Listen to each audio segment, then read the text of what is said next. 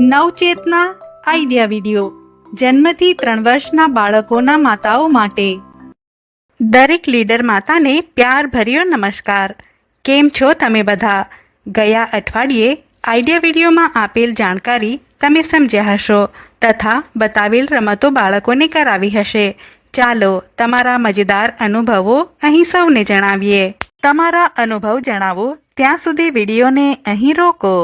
ચાલો હવે આગળની પ્રવૃત્તિ કરીએ, જેનું નામ છે મળીને કંઈક કરીએ। આ અઠવાડિયાની રમત મિત્રો સાથે સમન્વય। માતાઓના 2 સમૂહ બનાવો અને તેમને સામસામે ઊભા રાખો। વચ્ચે થોડા દૂર અંતરે વાંકી ચૂકી 2 લાઈન દોરો। સંગીત શરૂ થતાની સાથે દરેક જોડી હાથ પકડીને લાઈન પર ખસ્યા વગર છેલ્લે સુધી ચાલે। જે જોડી હાથ છોડ્યા વગર સંતુલન બનાવી રાખે તે જીતી જશે। જરૂર જણાય ત્યાં માતાઓની મદદ કરો।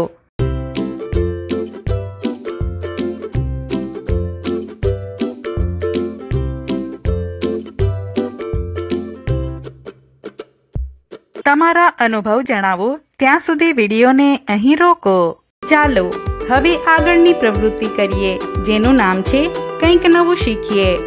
સ્તનપાન દરમિયાન બાળક દૂધની સાથે હવા પણ ગળી જાય છે, જે પેટમાં જઈને દુખાવો અથવા ગેસનું કારણ બની શકે છે। ઘણી વખત આના કારણે બાળક રડવા લાગે છે। આ સમસ્યાથી કેવી રીતે છુટકારો મેળવવો, ચાલો આ વિડીયોમાં જાણીએ। બાળકની આ સમસ્યા દૂર કરવાના ઉપાય। ઓડકાર।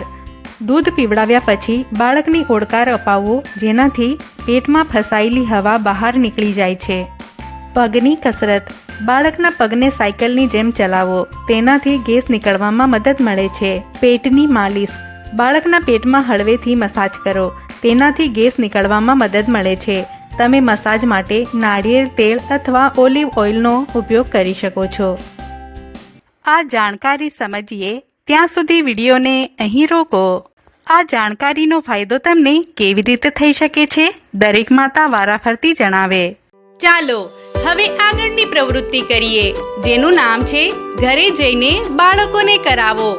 આ પ્રવૃત્તિઓ દ્વારા બાળક પોતાની સંભાળ રાખવા, લાગણીઓ વ્યક્ત કરવા, તેમની જરૂરિયાતોને સમજવા અને પૂર્ણ કરતા શીખે છે। આ ઉંમરે બાળક પરિચિત ચહેરાઓ જોઈને હસે છે। પરિચિત લોકો સાથે વાત કરવાથી તેની ખુશીની લાગણી વધે છે। આ ઉંમરે બાળક લાગણીઓ વ્યક્ત કરતા શીખે છે।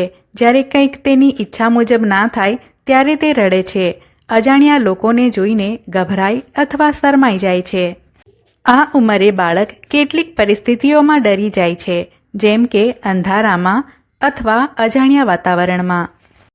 આ ઉંમરમાં બાળકને જ્યારે શૌચ અથવા પેશાબ કરવાની જરૂર લાગે છે ત્યારે તે માતા પિતાને કહે છે। આ સાથે તે પોતાની પસંદ નાપસંદ પણ વ્યક્ત કરવા લાગે છે। બાળકની ઉંમર પ્રમાણેની રમતને સમજો ત્યાં સુધી વિડીયોને અહીં રોકો।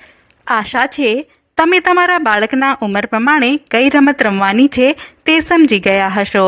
આવતા અઠવાડિયાની મીટિંગ થાય ત્યાં સુધી તમારા બાળક સાથે દરરોજ થોડો સમય કાઢીને જરૂરથી રમો। આજની પ્રવૃત્તિઓ અહીં પૂરી થાય છે। આવી જ વધુ માહિતી અને પ્રવૃત્તિઓ સાથે આવતા અઠવાડિયે ફરી મળીશું। ત્યાં સુધી તમારું અને તમારા બાળકોનું ધ્યાન રાખજો।